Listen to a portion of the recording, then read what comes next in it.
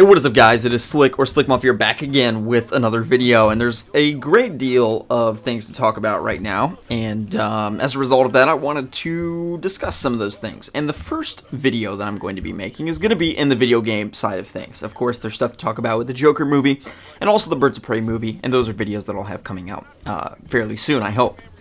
But I wanted to talk about the sales of Spider-Man PS4 as compared to Batman Arkham Knight. And this is something that a lot of people have been discussing recently and sort of comparing as to why one series is better than the other or whatever. And we can take a look at, which game has sold better. And, the short and sweet answer of it is Batman Arkham Knight sold and has, basically in the length of time that Spider-Man PS4 has been released, Batman Arkham Knight has sold more than Spider-Man PS4. So in that way, Batman Arkham Knight has outsold Spider-Man PS4. With that being said, though, it's important to consider that Batman Arkham Knight was released on 3 consoles, whereas Spider-Man PS4 was just released on PlayStation 4. Now, let's also consider that in the case of Batman Arkham Knight, it was released on PC, which sold virtually no copies, and all of them were refunded, and therefore not counted in the sales figures, I would imagine. Also, very few copies were sold on PC in the first place because the game was such a disaster on that console, if you can remember. But in any case, this begs the question, which game has sold better? So, we can look at PlayStation 4, which is the only console Spider-Man PS4 was released on, and the console that did the best for Batman Arkham Knight. Now, in my case, I actually bought Batman Arkham Knight on Xbox One, and I've never owned it on PlayStation 4. But the vast majority of copies of Batman Arkham Knight were purchased on the PlayStation 4. And there's a few reasons for that, the first of which is that just more people own the PS4. Also, the Xbox One is a little bit more known to be an FPS console. Sports games are bigger on Xbox One, but PlayStation 4, more appeals to the superhero crowd, and that's been the case consistently through Xbox 360 as well. But in the case of PlayStation 4, it's the more successful console. It sold more, units than the Xbox One. I have both, and I enjoy both, but that's just kind of the cold hard numbers about that. So more copies were sold on the PS4 versus the Xbox One, and virtually none on PC for Batman Arkham Knight. So basically, we look at it, and it's not a small figure. In the case of Batman Arkham Knight, it's sold about 5 million copies in the length of time that Spider-Man PS4 has sold roughly 3 million. Okay, so this begs the question, if Spider-Man PS4 was on Xbox One, and it was on PC with a port that actually worked, which Batman Arkham Knight didn't have, which would be more successful? And I'm going to be honest with you, I really think that it would be very, very close, but Spider-Man PS4 would probably edge out Batman Arkham Knight by just a little bit. And, as time has progressed, there's been more people to get the new next-gen system, so there's a number of confounding variables that you can't necessarily control for or really consider in looking at the raw statistics of it all. But I think that Spider-Man PS4 probably would have outsold Batman Arkham Knight in the same length of time, considering that the game has been released 3 years later. And also, Spider-Man, of course, is an incredibly popular character, as Batman is. So, I think that you can't really compare in that regard. In terms of their popularity, I think it's quite comparable. There's also other considerations to make, and this is probably the biggest consideration, is that, to my understanding, Spider-Man PS4 is a T-rated game. Contrarily, Batman Arkham Knight is an M-rated game. Okay, so immediately you cut off a huge market of people, of especially kids, whose parents will not let them get the game. I know a great number of my subscribers who were on the younger range of my viewers, let's say, 12, 13, whose mom, doesn't let them get M-rated games. You go to the GameStop store, and GameStop, they're going to tell you, your kid's not 17, this is a mature game. And, frankly, it deserved that M rating. You see spoilers for the game because you haven't played it by now. I don't know why you're watching this video, but irrespective of that consideration. You see Barbara Gordon shoot herself in the head, and granted it's hallucination, and, very graphic scenes of Jokers, killing Barbara Gordon, or not killing her, but shooting her in the spine, crippling her. Those sort of things. I mean, the game definitely deserves an M rating. It's on the lower scale of an M rating, but it still deserves it, in my opinion.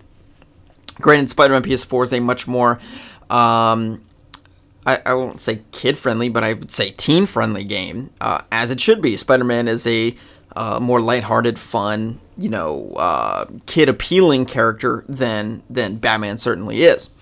So, with all of those things to be considered, if you consider the M rating, if I'm being truthful with you, Batman Arkham Knight, if it had a T rating, and it was the same exact game, Batman Arkham Knight would most assuredly outsell Spider-Man PS4.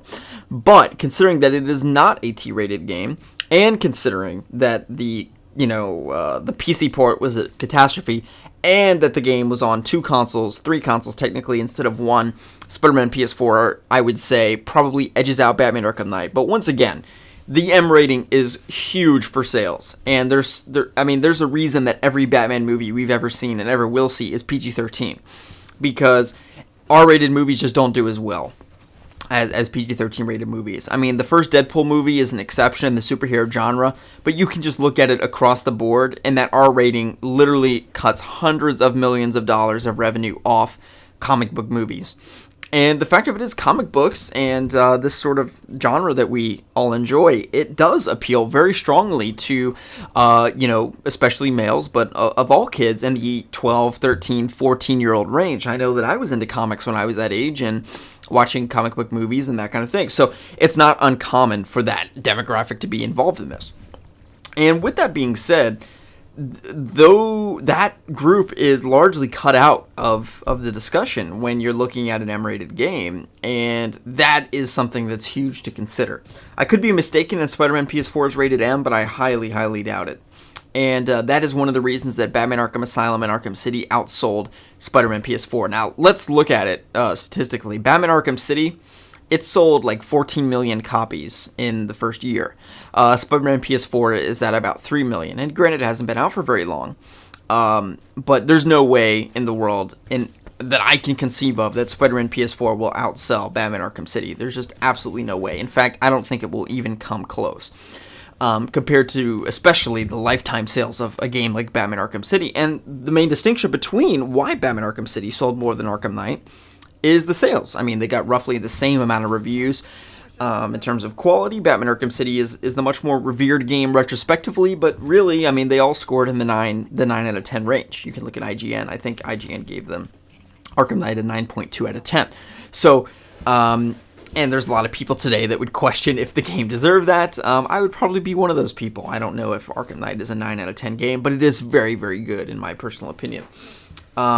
But with all of that being considered, I feel like I've rambled a great deal on this topic, but it's very interesting to look at it. And you're really getting to the bottom of which of these characters has the broader appeal in video games. And I think that Spider-Man as a character, being completely truthful here, translates better to the video game world. He just has an advantage. The web-slinging mechanic in and of itself is something that, is thrilling and incredibly fun. Whereas gliding as Batman, it is fun, it's exhilarating, in my personal opinion, but it's not quite the same as, flying at 150 miles per hour, web-slinging through Manhattan in New York City. As opposed to the grappling flying mechanics established in the Batman Arkham games, which are also very fun, in my personal opinion. But like I said, I mean, just the advantage of the appeal of a T-rated game is huge, and you have to consider the console availability as well.